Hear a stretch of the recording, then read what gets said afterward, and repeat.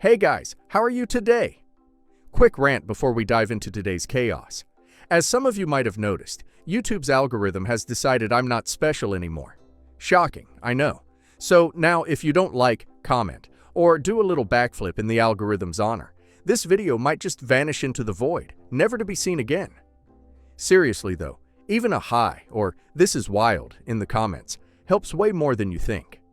It tells YouTube, hey, people actually like this channel. Maybe don't hide it from everyone. That can really help push my videos out to a wider audience, not just to my subscribers. So if you enjoy these stories and want to support the channel, that's the best way to do it. Now grab a drink, get comfy, and enjoy the drama. You won't want to miss this one. I, 17 male, was adopted as an infant. My parents were in their late 30s and had tried to have bio kids for years. It didn't happen for them for more than a decade, so they looked at infant adoption. My birth parents chose them to be my parents. My parents were present at my birth, and my adoptive mom held my birth mom's hand as I was born. Then I went home with my adoptive parents, and the rest was history. 3 years after they adopted me, my parents found out my adoptive mom was pregnant with my sister, 14 female. I don't know if they treated me different after that, or if they were always a little less in love with me than some adopted kids get. But I always felt that my sister was the clear favorite, and their real child. My parents adore her. They spoil her. She got all the cute nicknames like Little Sweetheart, Baby Star, to list a couple of them. They were also really obsessed with how much she looked like a perfect mix of the two of them. Mom's eye color and nose, Dad's hair color and round face, and other features. A few of my cousins used to rub it in real good that my parents had their real kid now, and if they could send me back, they would. My family knew the said it, but nobody ever seemed to care very much. I didn't get cuddles and kisses like my sister. Didn't get the quality time with each of my parents like she did. Didn't get crazy spoiled like her either. They didn't completely ignore me, and I did get gifts, but they spent less on me, and bought less for me too. Maybe it was the fact I'm a guy and she's a girl, I don't know. I told my parents a few times that I felt left out, and they didn't change anything or acknowledge it was true or not true. It was just like, oh, and then they moved on. My sister noticed the difference and she'd make fun of it. She used to say she wished she had a real sibling and not a fake one, or how our cousins were her real family and not me. A year ago, I found out my parents had a huge college fund for my sister. They were talking to my aunt, mom's sister, about it, and how they had invested from a few things and taken from their savings for it. They never mentioned having one for me, which stung, and I thought about it a lot. I got asked in school if I had money, or would I get help from my parents for college, and I never knew what to say. I told them I didn't think so, and then financial aid was discussed. I reached out to my birth parents a few months ago too. My parents gave me their names and info they had, and they don't want a relationship with me. My parents said they expected as much, but figured it wasn't their place to say. They didn't comfort me or anything, and my sister said I had 4 parents who didn't want me, so I must be broken. 2 weeks ago, my parents asked me to speak to my guidance counselor about how busy they are, and tell her she should talk college stuff with me, and not them. I figured she wanted to find out about the money, and that's why she wanted to talk to them. It got to me, and I asked them if they had a college fund for me, like they have for my sister. They asked me how I knew about it, and got mad at me for asking the question. I asked them why they'd make sure she has one but not me, when I'll be going to college first, and they asked me why I was asking questions that are none of my business. It made me feel like shit, and since that day, there's a whole lot of tension in the house, and my sister's rubbing it in that she gets a college fund and I don't. My parents never said either way, but not saying anything is basically an answer. Right? Am I an a-hole? Not the a-hole at all. They adopted OP, promised to be his parents, and then emotionally abandoned him the second the real child showed up. That's not a money issue.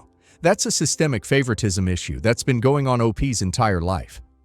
No college fund, no comfort when OP's birth parents rejected contact, letting OP's sister and cousins openly bully OP.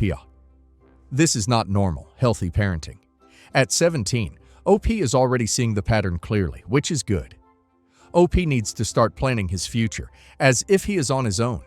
Look into scholarships, financial aid, part-time work, maybe talk to his guidance counselor privately, and be honest about his home situation.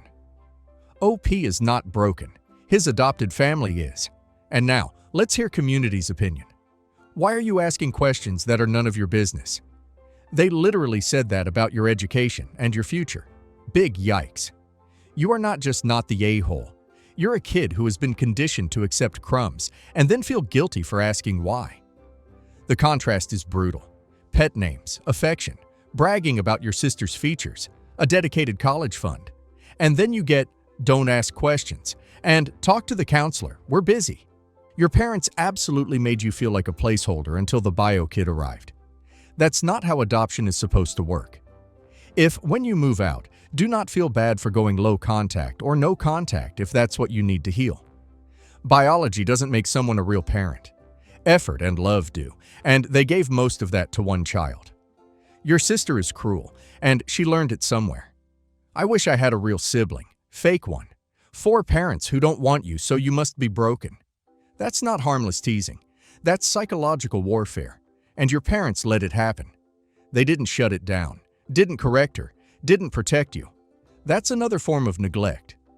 You're not the a-hole for finally asking about the college fund.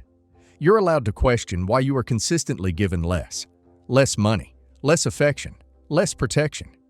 If anything, this conversation just confirmed what you already knew in your gut. They don't see you as fully theirs. That's on them, not you. Please tell your guidance counselor everything. You deserve an adult in your corner, not the a-hole. But I want you to hear this clearly. Your parents' failure is not a reflection of your worth. You've been treated like a backup character in your own family, while your sister gets the main character treatment. And now that money is involved, it's even more obvious. Whether they ever admit it or not, they chose to prioritize one child and emotionally abandon the other. Use this as motivation to build a life where you are the one who decides who gets access to your time and love. Apply for every scholarship. Talk to your counselor about options. Maybe even consider schools farther away. One day you'll be able to choose your own family, partners, friends, maybe kids, and you'll know exactly what not to do because you lived through it. My mom loves my ex like a daughter. We grew up in a small town, and my family and hers have known each other since before we were born. When we went away to university after graduating, she chose to attend the same school. I knew that we would be together forever. Well, she did not. She broke up with me and had a lot of fun. I was broken for a bit, but I was on a scholarship and I had to either cowboy up or move home and curl into a ball for a while. I graduated, as did she, and I moved back to Denver for a job. She moved back home to be a teacher. I guess she never bothered telling my mom why we broke up and what she did at college. I wasn't about to. I met a woman at my gym. She is everything that I thought my ex was, and more. She also does not put up with any crap. Not from me, her boss, not anyone. If I go on about her, I'm going to use up my character limit. She is a couple of years, literally 2, older than I am. This, for some reason, makes her damaged goods in my mom's opinion. She is 28, not exactly 1 foot in the grave. She is also in no hurry to have kids. My mother craves grandchildren. Now that my ex has settled down some, she wants to start a real life. I in no way, shape, or form judge her for what she did in university. I wasn't a choir boy either. But I had no desire to move backwards in my life when she suggested getting back together. Okay, the wedding. My dad passed away a few years ago, and my mom hasn't found anyone new. She did mention that she would like a +1 for the wedding, and I was excited thinking that maybe she had finally met someone. Like I said, small town and family friends. I wasn't super surprised to see my ex at the ceremony. She sat with her family and was polite at the receiving line. I was flipping shocked to see her at the reception, sitting with my mom at the table, as her guest. After the first little bit, I asked my mom what was going on. She said that she had always wanted to see me and my ex together. I told her to please ask my ex to leave. It was not appropriate for her to be there. My mom said that if I made my ex leave, then she was going to go too. Easy call. I was not going to have my wife upset at our wedding, so I asked my ex to leave, and my mom chose to go with her. Even her family stayed and enjoyed the reception. Her dad was my football coach and her mom was one of my scout leaders. Now my mom is crying to everyone that I kicked her out of her only son's wedding, and some people are calling me an a-hole. Am I the a-hole? Edit. Getting this question a lot. It is a very small town. Everyone in town that goes to church goes to that church. When I lived in town, I went to almost every single wedding held at that church. My mom still does. Everyone knows each other. My reception, however, was a private event. Not the a-hole. Who are these some people calling you an a-hole when your mother brought your ex to your wedding? And then cries and acts the victim. I'd say your mother is the a-hole times 1,000. I'd be going no contact or low contact with your mom, though. What's next? Your ex is going to be in the delivery room when your wife has your children? Not the a-hole. Your mom did something incredibly disrespectful and grossly inappropriate. Bringing your ex to your wedding with the expectation you'd get back together with her is absolutely not acceptable, by any standard. It sounds like it's time to set some firm boundaries with your mother, and perhaps consider cutting all contact with your ex. You should also explain to everyone precisely what your mom did, instead of letting her mislead everyone with her potentially omitted narrative. Not the a-hole. Did your mom really think you were going to ditch your fiancé at the altar for your ex? Wow. Tell her that she won't get to see them grandbabies she's craving if she doesn't shape up. Sure, they might be years down the road, but if she keeps trying to push you and the ex together, I'd go low contact and see how she likes finding out on social media or through town gossip that you have children. 6 weeks ago, I, female 34, married my husband, male 35. My sister-in-law brought her son, John, 8. John has always been hyper and loud, but we've never had an issue, anything like we did that day. During the wedding, John was particularly restless. He was running up and down the aisles and screaming. Sister-in-law did nothing, and eventually one of my bridesmaids went over to her and asked her to take John outside so we could actually enjoy our wedding. This didn't go down well, but sister-in-law just looked huffy and took him outside. My bridesmaid is a queen. After the wedding, while taking photos in the church ground, John was running around the grounds uncontrolled. He kept jumping into the frame, ruining photos, and my husband said to his sister multiple times to control him. She vaguely told him, "Be good, sweetie," then ignored him. Eventually, he came running up to me, and from behind, while I was taking a photo, he slapped me on my behind with both hands. I heard my mom gasp and realized John had mud all over him, and he had left black muddy handprints all over my dress and veil. I was devastated. We were supposed to go for a post-wedding photo shoot afterwards while walking around London, but I was too embarrassed. We ended up going straight to the reception venue and tried to clean me off, but it was hopeless. After our meal, I ended up changing into a dress I brought for the next day. I couldn't cry. I just felt sick. I know it sounds stupid saying the day was ruined, because ultimately I was so happy to marry my husband. And I know it was just a dress, but we worked so hard to pay for the wedding we wanted, and I just felt so defeated. My sister-in-law looked shocked when it initially happened, but didn't apologize. She just took James aside and later came up to me and tried to make a joke of it, saying, "Boys will be boys." At that point, I told her to leave. Genuinely, if she had come up to me and apologized, genuinely, I would have let it go. But the fact that she didn't even pretend to be sorry, I saw red and told her to get the duck out of my wedding. She sobbed and left. My mom took my dress to a cleaner's for me the next day, but it can't be saved. So I sent my sister-in-law the bill for the attempted cleaning and the total cost of the dress and veil, £2,338 in total.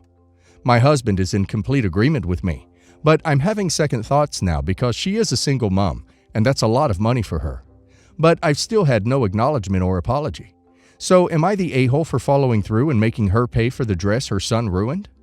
Not the a-hole. These are the consequences of her choosing not to parent her son at your wedding. Kids do stupid things, and sometimes make expensive mistakes, especially so when their parents refuse to parent them. It's not up to other people to cover the bill for her choices. Not the a-hole. It's the parents' job to control their kids, especially in a public setting. She was asked by your bridesmaid, told by your husband, and she did nothing. You had every right to tell her to leave. Did you get any shots around London? If not, I would charge her for the missed photos too. Wedding photographers are expensive. It's disrespectful and poor parenting to allow your child to ruin someone's wedding. There's no excuse for that. Not the a-hole. And if she can't control her son, she should have left him with a babysitter. Ruining anyone's wedding, which is one of the most special days, is no excuse for lousy behavior. And boys will be boys is like saying will be. She should have ideally taken him out when he got restless during the ceremony and kept him on a tight leash, failing which should have either left or got some friends or family to keep him under control. Tonight, I, 39 female, borrowed my husband's, 40 male, SUV to grab some takeout. We don't typically eat out because I have severe food allergies, shellfish, tree nuts, and peanuts. But we do have a short list that I'm comfortable. As I was driving down our street, I looked over and saw an open snack package on the passenger floor. Husband and I both keep our cars neat, so it jumped out at me. I knew that 2 weeks ago we returned from celebrating our 10-year anniversary. I assumed we just missed some trash. I got to a stoplight. I reached over and grabbed it. I saw that it was a bag of almond granola. I'm highly allergic, i.e., I have to carry 2 EpiPens to nuts. Our home and shared spaces are nut-free. When my husband and I dated, I shared about my allergies, and he more than willingly gave up nuts to ensure my safety. Seeing this in our vehicle was surprising and anxiety-inducing. I had no idea if there was nut residue on the steering wheel or in my seat, and I was truly worried that I was going to have a reaction. Upon arriving at home, I entered it stoically and immediately washed my hands and remained quiet. From both the anxiety of the what if and being hurt that my husband had something that was lethal to me in his car. He saw that something was wrong and probed me for a bit. I finally asked him if he had something in his car that might not be good for me. He had no idea what I was referring to, so I told him. Immediately, he put up a wall, said that his mother, who he visited a week ago and knows about my allergies, gave him the snacks as he was leaving. He had no idea there were nuts in them. My husband is an engineer, educated. I struggled to understand how he wouldn't realize something called almond granola had nuts. He doubled down and told me that it wasn't his fault and he had nothing to feel bad about. He didn't purchase it. He didn't ask for it. It was just in his car. After all, he didn't bring it into the house. For 10 years, he hasn't brought nuts into our home, nor ate them. I told him that I held him to a higher standard and said that I had to be hypervigilant to ensure I didn't touch or eat something that would make me very sick or worse, and had always assumed he did the same thing. He shot back that again, this wasn't his fault. His mom gave it to him. He didn't know it was nuts, and it wasn't in the house, so I shouldn't be upset. I told him, after this went on, that I felt like I couldn't trust him, and we were back to square one when it came to my allergies, because I wondered what else he didn't pick up on, and what he wouldn't notice in the future. He told me that I was overreacting, that he wasn't at fault, as this was no harm and no foul, and I didn't even have a reaction. It felt so out of character for him. So it truly makes me wonder if I'm being the a-hole here by telling him I can't trust him anymore. You're the a-hole. Nothing you've said indicates that he has a pattern of disregarding this issue. So you're basically saying that he's lying when he says he didn't know. If he is, in fact, lying, then it would change my opinion. But on the face of it, you would be the one actively damaging your relationship by holding his feet to the fire over this. You're the a-hole. If this is what it takes to break your trust after 10 years, you don't have enough trust in your relationship. You're the a-hole. He screws up one time in over 10 years of being together, and you are pretty much acting like he tried to M you. Give him the benefit of the doubt. Otherwise, it is just you being unreasonable and impossible to please. If 10 years of being vigilant means nothing to you, you need to reevaluate. I'm a married Indian Muslim woman. My dear husband and I are both immigrants. He is Pakistani Muslim. We've been in this country for over 20 years. I'm unable to have children, but we adopted our dear daughter when she was almost 2. She was my dear husband's goddaughter. Her bio parents passed away unexpectedly. When we initially adopted our dear daughter, we faced backlash from my dear husband's family. My mother-in-law hated the idea of us taking in a stranger's child, even though we were very close with her parents. We were told multiple times that she wouldn't be welcomed or accepted by that side of the family because of her background and who her parents were. They were Cuban, white Catholics. This wasn't the first time my mother-in-law had given us grief. She didn't approve of our marriage because I came from a poorer family and was therefore below her son. We obliged my mother-in-law and permanently distanced ourselves from anyone who criticized our decision. Our dear daughter's skin color and origin has no bearing on our love for her. After cutting off my mother-in-law and most of my dear husband's family, we struggled without their support. We had almost no contact with them except for my mother-in-law's passive-aggressive voicemails and letters, all of which completely pretended we didn't have a child. One of them informed us of her cancer, and also my dear husband to come see her. He called back and said no, he would only be coming when his family was invited. Our dear daughter has grown to be an intelligent, well-rounded, and compassionate young woman. We could not be more proud. She struggles with OCD and anxiety, but has overcome many obstacles which previously seemed insurmountable. She lives with us but attends nursing school and is working to save up for a car. The rejection from my dear husband's family still hurts her to think about. We've just been told that my mother-in-law doesn't have much time left. She's extended an invitation to make up and mend bridges. She even invited our daughter.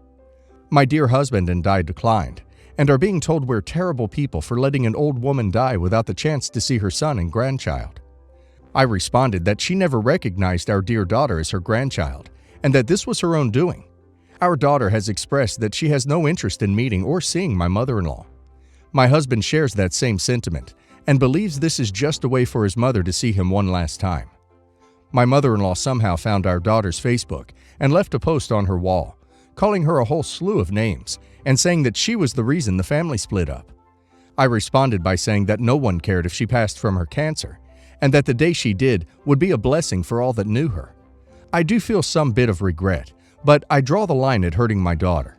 My husband has spoken to his mother privately and also expressed his disgust by her actions and said she'd only ever been a mother to him when it benefits her. Am I the a-hole for denying her requests and defying my family? Not the a-hole. Your mother-in-law needs to turn that mirror to herself if she wants to know the reason why her family split up. If this rift had only happened a year or two ago, I might have a different opinion.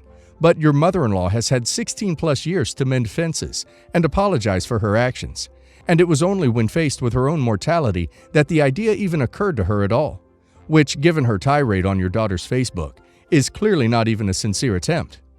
In any case, I think taking your husband and daughter's lead is important here, and as neither of them have any wish to see her, that's what really matters.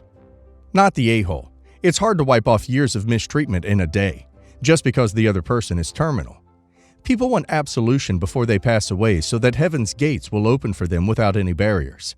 Even in those moments, they are thinking of their soul and not about the people they have hurt in their lifetime. Well, it doesn't work that way. Not the a-hole. She had me for a minute. I was ready to tell you to go see her, and then I got the last paragraph. If she truly wanted to make peace now, why leave hateful things on your daughter's page? That angered me more than anything else you said, and the whole post made me mad. No excuse for any of her behavior, really, but contacting your daughter was way over the line. You'll probably feel some guilt for your response, but in reality, nothing you said was untrue. Background. My ex-wife and I have a daughter, 14 female, and we share custody. My daughter has 3 other siblings and a stepsister, her age, from her mom and stepdad, while she has 1 younger brother with me and my wife. I'm a lawyer, and while my wife might seem like a usual stay-at-home mom, but she owns a few properties she rents out. Needless to say, we can provide my daughter with things her mother can't, and that has always been a slight issue until recently. My father-in-law recently passed away and left my wife, only child, with everything. She brought up the idea of sending both kids to private school since we can now afford to do it, without breaking the bank. My wife loves my daughter like her own, so she was always fair. Whatever she gets our son, she gets something similar in value for our daughter. I brought this up to my ex, and she shut me down almost immediately. Apparently, her kids already hate our daughter for being more privileged, and that this will most definitely cause even more resentment. I told her I understood, but that she shouldn't hold our daughter back from getting a better education because of this. We argued for a bit, and apparently our daughter heard her mom and I argue about private school because now she's mad at her mom for not letting her go. She wants to go, and now she wants to live with me full-time. My ex is now blaming me for using my money to turn our daughter against her. Am I the a-hole? Not the a-hole. You didn't intend for your kid to hear, and as a parent, the mother should want to take advantage of any opportunity to give her kid the best life she can, which in this case would be an education that many would dream of. It's unfortunate for her other kids, but that's up to their parents. You should do what's best for your kid. Not the a-hole. This kind of situation is complicated, but you want the best for your daughter, and your ex-wife isn't being fair in this situation. That said, I can understand your ex's perspective. In the end, I think your daughter is old enough to make her own choice. Just be sure never to badmouth her mom, and consider still encouraging their relationship. Not the a-hole. I'd offer to have your daughter live with you for the school week, since the ex seems to have her hands full. Explain that it has nothing to do with money, and everything with wanting to give her the best you possibly can. The only one turning your daughter against their mother is her mother. If you have ample space for her, there's no reason she shouldn't be able to live with you during the school week and go to her mother's on the weekend or whatever. I don't imagine you'd charge any sort of child support if that were the case, which, if you pay for her with the ex, could also be the reason her mother doesn't want her to leave.